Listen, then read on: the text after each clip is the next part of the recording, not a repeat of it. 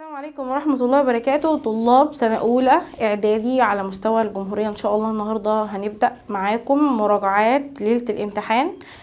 هحاول النهاردة إن شاء الله بإذن الله ألملكم منهج النحو كاملا، نراجع عليه سريعا كده على أهم المعلومات والملحوظات اللي موجودة عندنا والدروس، ونستذكر مع بعض. مطلوب منك انت بقى يا طالب سنة أولى إنك تعمل إيه؟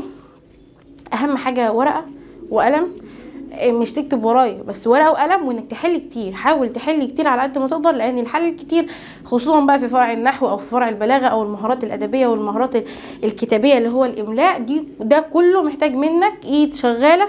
وكمان في القراءات المتحرره اللي هتجيلك والنصوص المتحرره محتاج منك برضو انك تفتح ذهنك شويه، فطبعا ده كله محتاج منك اطلاع. فانت اهم حاجه الفتره دي كلها تلتزم بان انت ما تسمعش كتير قد ما انت ايدك تشتغل كتير. تمام؟ طيب نبدأ دلوقتي بقى نراجع النحو سريعا. عندي اول حاجة عندكم في الترم الثاني النعت. طبعا احنا اخدنا الترم الاول وتقدروا تراجعوا الفيديوهات اللي انا كنت منزلاها للترم الاول عن النحو ومراجعات النحو، كل ده موجود عندكم في فيديو هنزل لكم الاتنين مع بعض ان شاء الله، بحيث ان انت تراجع الترم التاني، ولو عايز تستذكر حاجه من الترم الاول ترجع تعيد لها تاني. انا هبدا مباشره من الترم التاني اللي هو اول درس عندنا كنا بناخد النعت، والنعت ده خلي بالك بقى عشان هيبقى مرتبط باخر درس اخدته في الترم الاول اللي هو الحال. هشرح النعت وابدا ادي لك فرق ما بين النعت والحل، وانت بقى مهنتك انت او دورك انت ان انت لو انت عايز تراجع كل حاجه ترجع بقى للفيديو اللي فات. نكمل احنا بقى هنا نشتغل على النعت. ماله النعت؟ النعت ده عباره ان هو يا رجاله صفه، عباره ان هو صفه بقول عليها في اللغه العربيه النعت. الصفه دي لابد ان يكون في ليه شخص نفسه بيكون له صفه، او الحد اللي انا هوصفه ده بقول عليه الموصوف. في اللغه العربيه بنقول عليه المنعوت. ماله بقى النعت؟ النعت دايما صفه ملازمه، يعني مش متغيرة، هي ثابتة. الإنسان المجتهد، الإنسان الكذاب، الإنسان الصادق، دي صفات، والصفات بتكون ملازمة أي ثابتة مش متغيرة. فرق بقى ما بينها وما بين الحال كنت دايما أقول لكم إن هو متغير مش ثابت معايا. فنبدأ نتكلم على الصفة. مالها الصفة؟ قال لك هو اسم يوضح صفة من الصفات في اسم قبله يسمى المنعوت. طيب بشرط بقى، الشرط عندي ايه؟ ان المفروض النعت والمنعوت لما يجوا ورا بعض لازم يطابقوا بعض في 4 حاجات. اول حاجة نفتح سبورتنا، اول حاجة عندي الشرط بتاعي اللي هتكلم عنه ان اول حاجة هيطابقوا بعض في التعيين. ايه هو التعيين؟ يعني التعريفي والتنكير. يعني ايه الكلام ده؟ يعني انا لو رحت قلت مثلا حضر طالب مجتهد، اول سؤال هحط ما صفة الطالب، لقيت اجابة يبقى ده نعت. ما صفة الطالب؟ قلت لي ان هو مجتهد. طيب نشوف بقى الشروط اللي عندي هيطبقوا بعض في الحاجات دي كلها ولا لا. انا قلت لك اول حاجة التعيين، ده هنا جاري نكرة وطبعا ده جاي نكرة، اذا دي اول حاجة. تاني حاجة هيطبقوا بعض في التذكير والتأنيث. طالب مذكر ولا مؤنث؟ هتقولي عليه ان هو مذكر، اذا كلمة مجتهد جت مجتهد ولا مجتهدة؟ لا يا مس هي جات لي مجتهد، يبقى دي تاني حاجة. يبقى هما هيطبقوا اول حاجة مع بعض في ايه؟ في التعيين اللي هو التعريفي والتنكير، في التذكير والتأنيث، بعد كده في الافراد هما الاتنين يبقوا مفردين او التثنية او الجمع. انا عندي هنا كلمة طالب مفرد ولا مثنى ولا جمع؟ لا هي مفرد، فمجتهد برضو جات لي مفرد. اخر حاجة عندي الاعراب. يعني انا لو رحت قلت مثلا حضر طالب مجتهد، حضر فعل ماضي والطالب هيبقى فاعل مرفوع علامة رفعه الضمة، اذا المجتهد هنا هيكون نعت مرفوع وعلامة رفعه الضمة. تمام؟ نرجع تاني بقى لشغلنا في النعت. احنا خلاص خدنا ال4 شروط، وال4 شروط دول مهمين جدا. ماشي؟ يبقى انا عندي هنا المطابقة قال لك اهو، المطابقة عندي رقم 1 في الرفع والنصب والجر اللي هو الإعراب. تاني حاجة في العدد، لو ده مفرد يجي مفرد، ده مثنى يجي مثنى، ده جمع يجي جمع. النوع مذكر أو مؤنث، والتعريفي والتنكير ده يجي معرفة، دي يجي معرفة، ده جا نكرة، ده يجي نكرة. طيب ده بالنسبة للنعت بصفة بسيطة جدا وبشرح يعني أبسط ما يكون. أمثلة عندي للنعت: جاء الطالب المتفوق. لو جيت اتكلم عنه هتيجي تقولي ان جاء فعل ماضي، الطالب فاعل مرفوع علامة رفعه الضمة، المتفوق نعت. ايه اللي يعرفني؟ اجي اقول لك ما صفة الطالب، قلت لي ان هو متفوق. الطالب جاء معرفة الف ولام، ان المتفوق جاء برضو معرفة، ده مذكر ده مذكر، ده مفرد ده مفرد، اذا في تطابق في كل حاجة. فرحنا قلنا ان ده اعرابه هيكون نعت مرفوع. أكرمت الطالب المتفوق، هنا أكرم فعل ماضي والتاء تاء الفاعل، الطالب مفعول به منصوب، يبقى إذا المتفوق نعت منصوب. وكذلك لو أنا رحت قلت مررت بيه حرف جر والطالب اسم مجرور، يبقى المتفوق هيكون نعت مجرور. بس الكلام بالبساطة دي لا، برضو محتاجين نشد شوية في الحتة دي، مش بالبساطة دي قوي. طيب النعت اللي هيجيلك في الكلام عندي يا إما هيجي مفرد يا جملة اهو، مفرد او جملة او شبه جملة. نبدأ بقى نفهم. كل الامثلة اللي كانت عندك من شوية دي كلها نعت مفرد. ليه؟ لانها كلمة واحدة وما فيهاش ضمير وما دلتش على حاجة تانية غير انا قلت متفوق بس، يبقى ده نعت مفرد. النعت بقى ممكن يجيلي جملة زي ما اجي اقول اهو حضر، نطلع فوق، حضر طالب أخلاقه مهذبة. لو جيت قلت لك تعالى نتكلم مع بعض على الكلام ده، نقول ايه؟ هنقول ان بسم الله كده، تعالى كده نشوف. حضر فعل ماضي، طالب فاعل مرفوع علامة رفعه الضمة. بس لحد هنا الزب، انا الاساس عندي في ايه؟ ان طالب جات لي نكره، والنكرة جت بعدها كلمة واحدة ولا كلام اللي هي جملة؟ لا، جت جملة. طب وايه اللي اكد لي انها جملة؟ ان فيها ضمير، والضمير ده يعود على الطالب. اذا النعت هنا جالي كلام كتير. ما صفة الطالب؟ هاجي اقول اخلاقه بس؟ لا، صفة الطالب ان اخلاقه مهذبة على بعضها، اذا دي جملة. نوع الجملة دي ايه؟ والله يا مس كلمة اخلاق دي اسم، اذا جملة اسمية. طب ايه اللي يأكد لي انها جملة؟ ان فيها ضمير. انا ما قلتش اخلاق مهذبة، انا قلت اخلاقه مهذبة، اذا الهاء دي عايدة على مين؟ على الطالب. يبقى انا الشرط الاساسي بتاعي في الخبر في النعت اللي يجيلي جملة او شبه جملة، ان اولا المنعوت يجي ماله؟ يجيلي نكرة.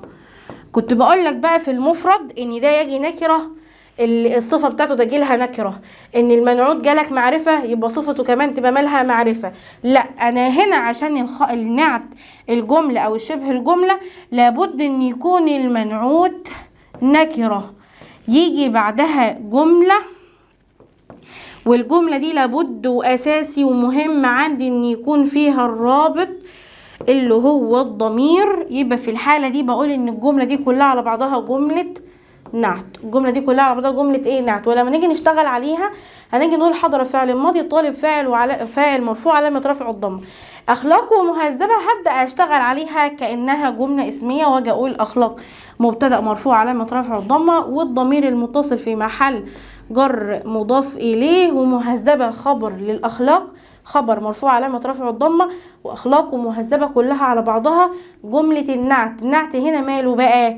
والله مس طالب مرفوع، اذا دي جملة نعت برضو في محل ايه؟ في محل رفع. وكذلك لو انا رحت جبتها لك ايه؟ جبتها لك جملة زي رأيت رجلا يصلي. تعالى كده نشوف الدنيا دي. رأى فعل ماضي، تأتأ الفاعل، رجلا مفعول به منصوب علامة نصبه الفتحة، يصلي فعل مضارع والفاعل ضمير مساعد تقديره هو. والله يا مس انا جبت الكلمة عندي هنا اللي هي رجل نكرة، ايه اللي جه بعدها؟ جه بعدها جملة، الجملة دي جملة فعلية، ايه اللي عرفك بادئه بفعل؟ طب انا لازم ادور على الضمير. والله يا مس في ضمير اهو، الرابط موجود بس هو مستتر، فمستتر مش مشكلة، يعني الرابط ممكن يكون واضح قدامك وممكن يكون مستتر مش مشكلة.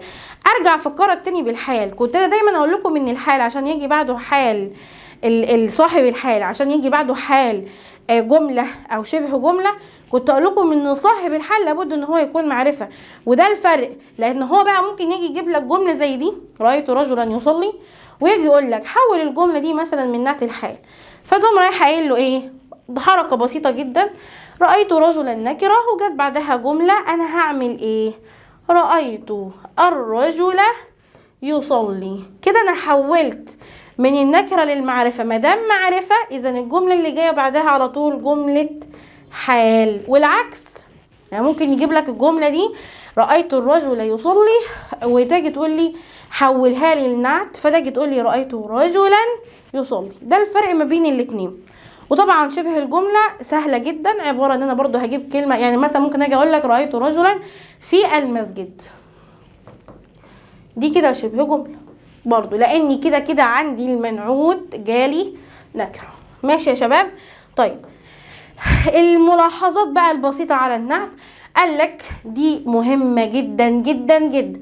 المنعوت اللي بيجي لك غير عاقل، النعت بتاعه يجوز ان هو يجي مفرد ويجوز ان هو يجي جمع مؤنث. ركز بس معايا في الحتة دي. انا قلت لك ان المنعوت اهو جاي بعده الصفة بتاعته اللي هي النعت، لازم الاتنين يطابقوا بعض في الاربع حاجات اللي انا اتكلمت عنهم هنا.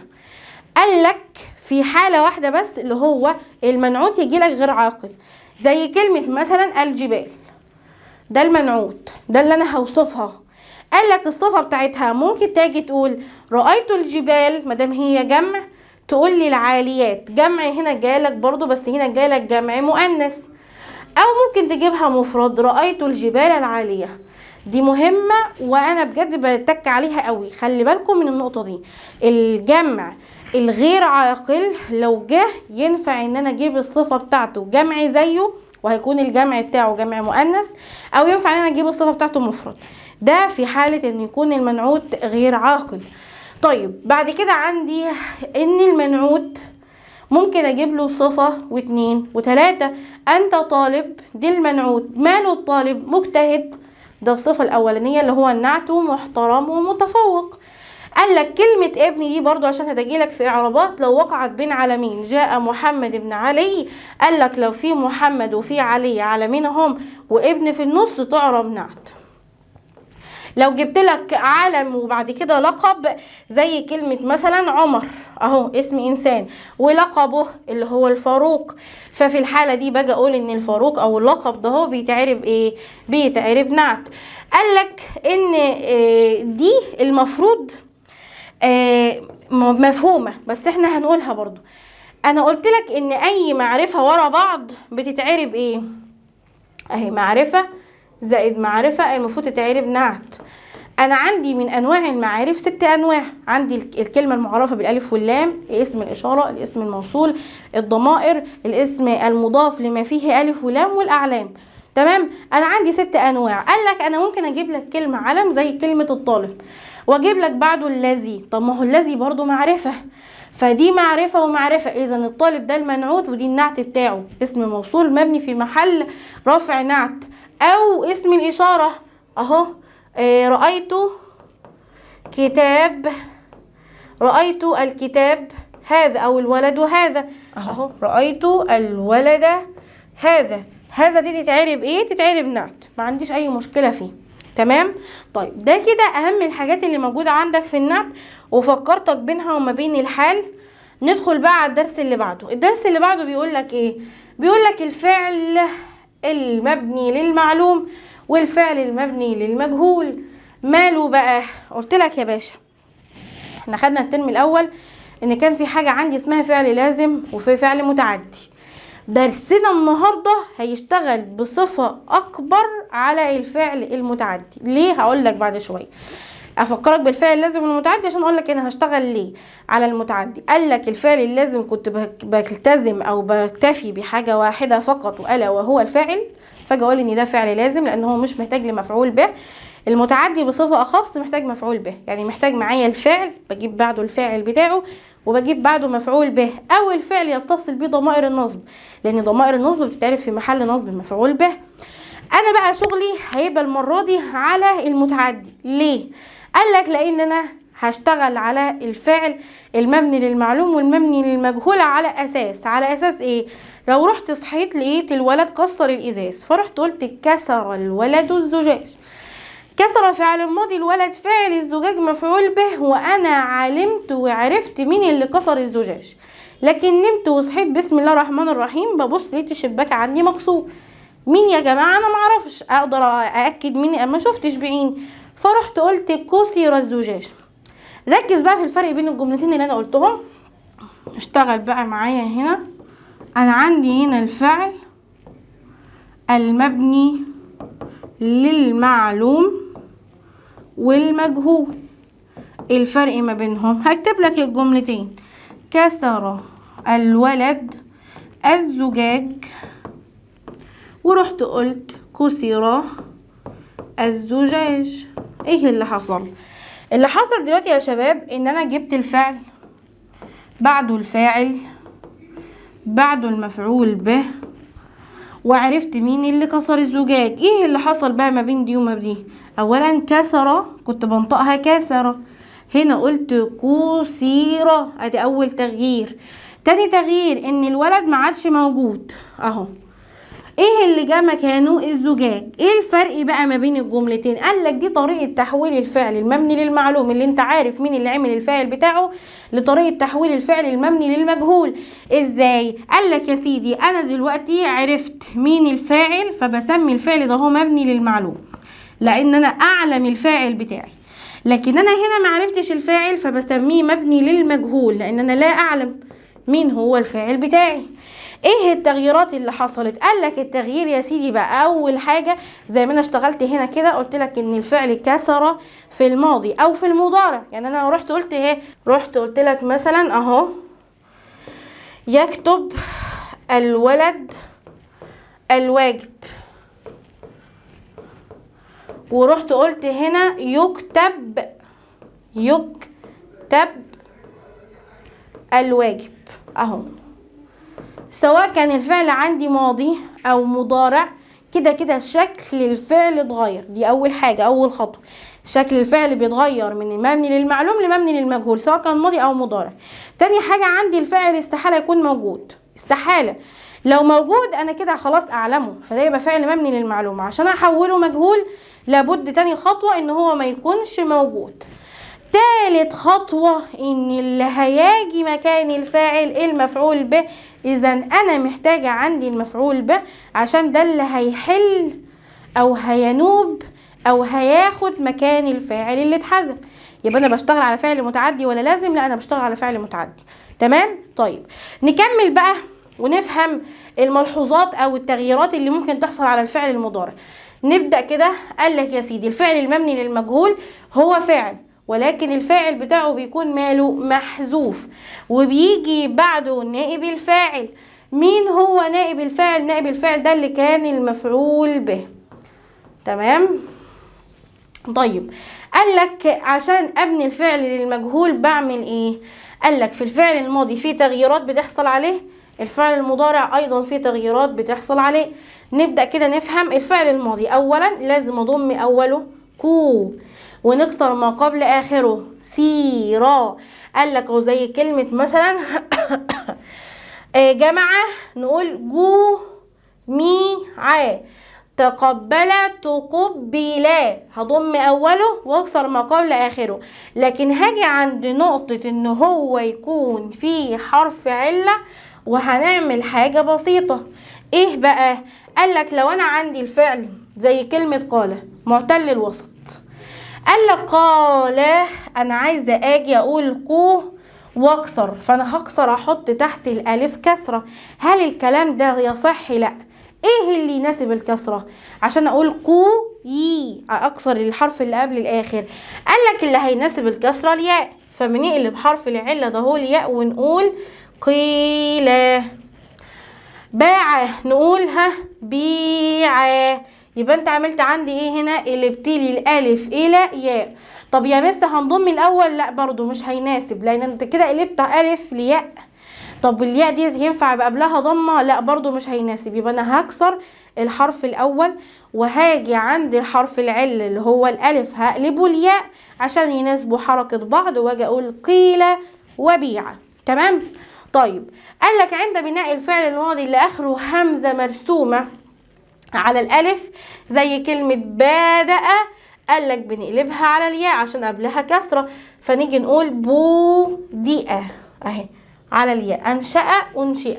ده بالنسبه للفعل الماضي. بالنسبه للفعل المضارع قالك المضارع هنعمل العكس. الماضي كنا بنضم ونكسر، هنا هنضم ونفتح.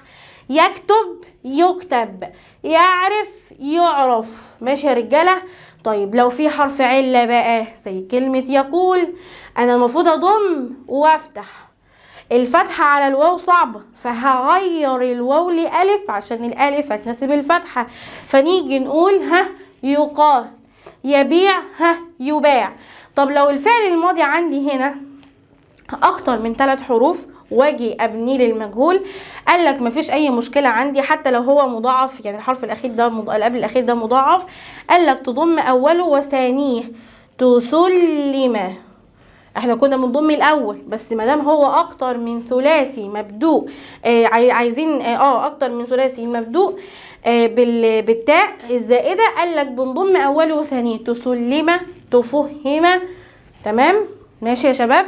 طيب ده كده بالنسبة لأهم أحكام الفعل المبني للمجهول. بس أنا عايزاك بقى تفهم كإعراب.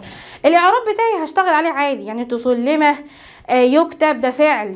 أنا عايزاك بقى تركز على نائب الفعل.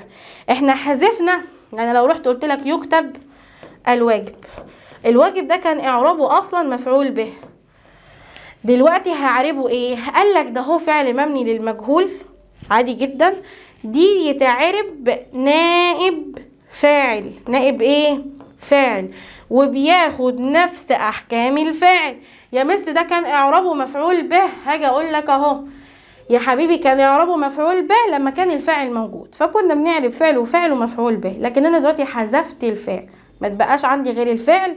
ومين اللي اناب؟ مين اللي جه مكان الفاعل؟ اللي هو المفعول به.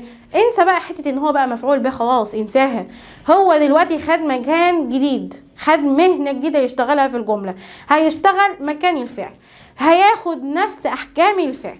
فلو الفاعل مرفوع هيبقى مرفوع. وقالك شكله، قالك ممكن يجيلك ظاهر اكل الطعام، كان اصل الكلام اكل الولد الطعام، صح؟ فانا شلت الولد، يبقى الطعام نائب فاعل مرفوع علامه رفعه الضمه. وممكن يجي لك ضمير بارز متصل، رزقت بسياره، رزق، والتاء دي تاء الفاعل، بس ما تقولش على تاء الفاعل، دي بقى نائب فاعل. تمام. المجتهد يكافئ، هو يكافئ، هو يكافئ ده فعل مبني للمجهول. مين اللي يكافئ؟ هو. ممكن يجي لك ضمير مستتر، وممكن يجي لك اسم موصول عوقب. تمام. ماشي يا رجاله. طيب قال لك حتى الاحكام بتاعته اهي عشان تراجع معايا احكامه. قال لك احكام نائب الفاعل: بيجي مفرد عادي، بيجي مثنى، بيجي جمع.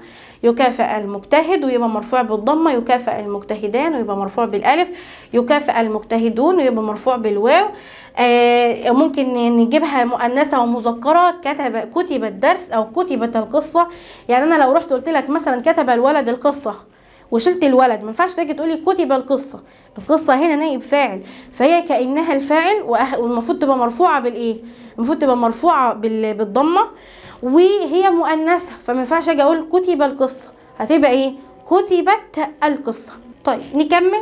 عندي الاعراب بتاعي، قال لك هو بيتعرب عادي جدا، سواء كان اسم موصول اللي هو الاسماء اللي هي المبنيه، تقولي نائب فاعل في محل رفع، وبيتعرب خالص مفيش اي مشكله. باجي اقول عليه فاعل نائب فاعل مرفوع بالضمه، مرفوع بالواو، مرفوع بالالف، على حسب اللي هيجيلك. وهنا في الاخر بيقول لك اهو بيفكرك ما بين الفعل اللازم تاني، لان احنا هنكمل، يعني احنا محتاجين، خدوا بالكم درس الفعل اللازم والمتعدي ده هو مبني عليه حاجات كتير الترم ده. احنا خدنا فكرة الفعل اللازم والمتعدي في البناء للمجهول، هناخد النهاردة برضو كمان دلوقتي الفعل اللازم والمتعدي من ناحية الافعال اللي بتنصب مفعول، والافعال اللي بتنصب مفعولين، والافعال اللي بتنصب 3 مفاعيل. فاذا احنا هنشتغل دلوقتي على بقى الفعل المتعدي. وبرضو الراجل بيفكرك اهو عشان خاطر يقولك ان الفعل اللازم ما كانش بيحتاج غير الفاعل فقط، لكن احنا عايزين الفعل المتعدي اللي بيتعدى لمفعول او بيتعدى لمفعولين. والحته ده هي بقى عشان انا قلت لك ان في افعال بتنصب 3 مفاعيل، ما فيش كلام كتير فيها عندكم، احنا هنشتغل على المفعولين بس، يعني المفعول والمفعولين. طيب هنا الراجل بيفكرك بشكل المفعول به في الجملة. قالك ممكن يجيلك اسم صريح زي قطف المزارع الزهر، وممكن يجيلك ضمير متصل زي أكرمني، ياء بقى المتكلم وكاف الخطاب وهاء الغيبة ونال المفعولين، دي ضمائر اللي هي الضمائر المتصلة. وممكن يجيلك الضمير إياه، إيايا وإياكم وإياكما، بيكون مبني على السكون في محل نصب مفعول به مقدم. فركزوا لي في النقطة دي برضو عشان النقطة دي مهمة. تمام، حتة مهمة يعني ايه؟ يعني في عيال كتير فعلا هي معلومة ممكن تكون سهلة، يعني مش انا ما بقولكش انها مهمة انها صعبة، هي ممكن تكون سهلة بس ممكن تقع، ما حدش ياخد باله منها، ما حدش يتك عليها، وتلاقيها ممكن تيجي في الاسئلة مش بشكل كتير، مش بتتكرر كتير، بس ممكن تيجي، وكانت بتيجي في ما بين السطور كده في الاسئلة. فانت تكون مركز وواعي لكل حاجة عندك. انا لما باجي اقول لك مهمة يعني ايه؟ يعني مش بتتكرر كتير، ولو جات مثلا ممكن تيجي وعيال كتير يقع فيها، مع انها يعني سهله، مش شايفه فيها اي فكره، ولكن حته ان انت ما بتبقاش مركز، مش واخد بالك من النقط دي. فانا بحاول اوضحها لك، لان انت كطالب بحس ان انتوا يعني عاملين سبوت على حاجات معينه كده في المنهج عشان هي بتتكرر كتير عندك، فخلاص كده او كده المنهج، بس ممكن يجي لك سؤال ما بين الحاجات دي. يعني اعتقد الحته ده اهي في عيال كتير فعلا بتقع فيها، ده انا من وجهة نظري بشوف في عيال كتير فعلا ما بياخدوش بالهم من حتة ايايا دي. فركزوا في النقطة دي. حتة برضو النعت اللي هو جمع العاقل، الجمع الغير العاقل، ان انا ممكن اجيب له الصفة بتاعته يا اما اجيبها مفردة يا اما اجيبها جمع مؤنث. برضو في ناس كتير ما بياخدوش بالهم من الحتة دي، فبيبقوا مركزين على الحاجات المشهورة في الاسئلة وبتتكرر كتير، ومش واخدين بالهم من الحاجات اللي زي دي، مع ان هي برضو يعني ما فيهاش اي مشكلة بالنسبة لنا يعني. طيب نكمل. انا هنا عندي الافعال بقى اللي بتنصب مفعولين. الراجل بيبدأ يقول لك يا سيدي الافعال المتعدية لمفعولين في جملة او جمل هيخش عليها افعال. الجمل دي كانت في الاساس جملة اسمية، وانا دخلت عليها افعل، الفعل ده حولها من انها جملة اسمية لان الفعل هيجب الفاعل، والجملة الاسمية اللي هو المبتدا وخبر هيبقوا مفعولين. ازاي؟ زي كلمة الامتحان سهل، فرحت قلت لك ده جملة اسمية، دخلت مثلا كلمة زعمت او حسبت او ظننت، ورحت دخلت انا بظن وتاء الفاعل ظننت، وجيت على الامتحان سهل قلت لك الامتحان بدل ما كانت مبتدأ بقت هي مفعول به اول، وسهل بعد ما كانت خبر بقت مفعول به تاني. هو الراجل عايز يقول لك كده ان كان في جملة اسمية بدخل عليها افعال ظن واخواتها. ايه هي افعال ظن واخواتها؟ الراجل كاتبها لك اهي، قال لك ظن واخواتها هي افعال زي ظن وحسب وزعم وخال ورأى ووجد ودرى وألف واعتبر وعد وهب. قال لك دي كلها الافعال اللي بتدخل على جملة اسمية كانت اصلها مبتدأ وخبر، وانا لما بدخل بالفعل ده اهو، والفعل بيدخل مع الفاعل بتاعه، بيحول المبتدأ والخبر لمفعول به اول والخبر لمفعول به تاني. تمام. طيب قال لك في افعال بقى بتخش على جمل عندي ما كانش اصلها جملة اصلا، يعني المفعولين اللي يعني زي كلمة وهب الله، وهب فعل ماضي والله فاعل، الانسان العقل، دي ما كانتش جمله، لان انا لو رحت قلت لك وهب الله كده نخبيها ونشتغل على الانسان العقل، لا ما كانتش جمله اسميه. لكن لو رحت قلت لك مثلا ظننت الامتحان سهل، ورحت قلت لك احذف ظننت كده وقلت لي الامتحان سهل، لا انا كده فهمت ان دي كانت جمله اسميه عاديه. اما دي ما كانتش جمله، فهو بيشتغل على افعال بتدخل على جمله، الجمله دي اصلا ما كانش اصلها مبتدا وخبر، فاذا ده بيتعرب مفعول به اول ومفعول به تاني. وفي سؤال مهم جدا هيوضح الفرق ما بين ده وما بين ده، ان هو الراجل ممكن يجيلك في الحته دي ويجي يقول لك احذف الفعل ورجع الجمله لاصلها، فتحذف الفعل والفاعل وترجع الجمله للمبتدا والخبر. الامتحان سهل، القمر جميل، مش ترجع للكلام ده تاني لاصله. لكن هنا مش هينفع نعمل الكلام ده، لان انا لو جيت قلت لك احذف، فين اصل الكلام؟ ملوش اي معنى اصلا. تمام ماشي. في حته بقى مهمه انا عايزاك تسمعها الاول مني. انا قلت لك ان الافعال زي ظن واخواتها، في عندك 3 افعال كده محتاجه اتكلم فيهم. ايه هم بقى؟ قال لك في فعل عندك اسمه رأى، في فعل عندك اسمه حسب، في فعل عندك اسمه عد، لا وجد. نفهم بقى. انا قلت لك ان افعال ظن واخواتها في افعال تفيد الترجيح، في افعال تفيد الترجيح الشك والترجيح، وفي افعال تفيد التيقن ان انت متيقن، وفي افعال تفيد التحويل. الافعال اللي بتفيد الشك زي ظن وحسب وزعم وقال، اللي بتفيد العلم واليقين زي علم ورأى ووجد، اللي بتفيد التحويل زي كلمة حول صير رد اخذ. قال لك الافعال دي مالها الافعال دي لازم تكون قلبية. يعني ايه قلبية؟ يعني ملهاش علاقة باي حاجة مادية، زي كلمة رأى. رأى دي لازم تجيلك بمعنى رأيت الحق مثلا منتصر. هل انت شايف الرؤية بعينك ولا دي رؤية قلبية؟ لا دي رؤية قلبية.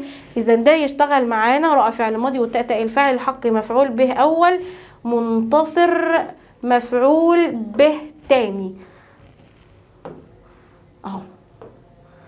طيب لو رحت قلت لك بقى رأيت الفتاة جميلة، ايه بقى الفرق؟ قال لك الرؤية هنا ممكن تكون بصرية، اذا هي حاجة مادية. ففي الحالة دي بقى مش هاجي اقول مفعول به اول ومفعول به تاني، هتقول ان رأى فعل ماضي والتاء الفاعل، الفتاة مفعول به منصوب بالفتحة وجميلة حال. ليه؟ لان انت حولت الرؤية من قلبية لبصرية. انا لازم اشتغل على الافعال اللي تديني المعنى المعنوي، ماليش علاقة اطلاقا بالمعنى المادي او البصري. نركز في الحته دي. قال لك برضو نفسها بالظبط الفعل حسب، حسبت الحق، حسبت الفتاة جميلة. لكن لو رحت قلت لك حسب الرجل النقود، يبقى دي مفعول به واحد بس مش مفعولين، لان كأنه بيحسب. فركز في الحته دي. ونفس النظام في وجدت الحق منتصرا. لكن لما اجي اقول لك وجد الرجل الحقيبه، بمعنى عثر على ان هو لقاها، حاجه بصريه ماديه لا علاقه بالماده. ففي الحاله دي اجي اقول ان ده فعل بينصب مفعول به واحد. عشان ينصبوا مفعولين لابد ان تكون افعال ظن واخواتها للقلوب، والراجل كاتبها لك اهو، افعال القلوب او افعال التحويل. ماشي يا شباب؟ دي كده اهم الملحوظات اللي عندك لسنه اولى اعدادي. دي اخر حاجه عندك في المنهج. انا محتاجه منكم ان انتوا طبعا يعني تدريبات كتير زي ما قلت، ونسال الله عز وجل لكم التيسير والفهم والسداد، ونكون ان احنا كمان افدناكم على قد ما نقدر. بنسبه 90% كل تريكات النحو معاك دلوقتي. محتاجه منك ان انت اي استفسار اي سؤال تبعتولي وانا هرد عليك ان شاء الله في لحظتها. ونسال الله لكم التيسير. والسلام عليكم ورحمه الله وبركاته.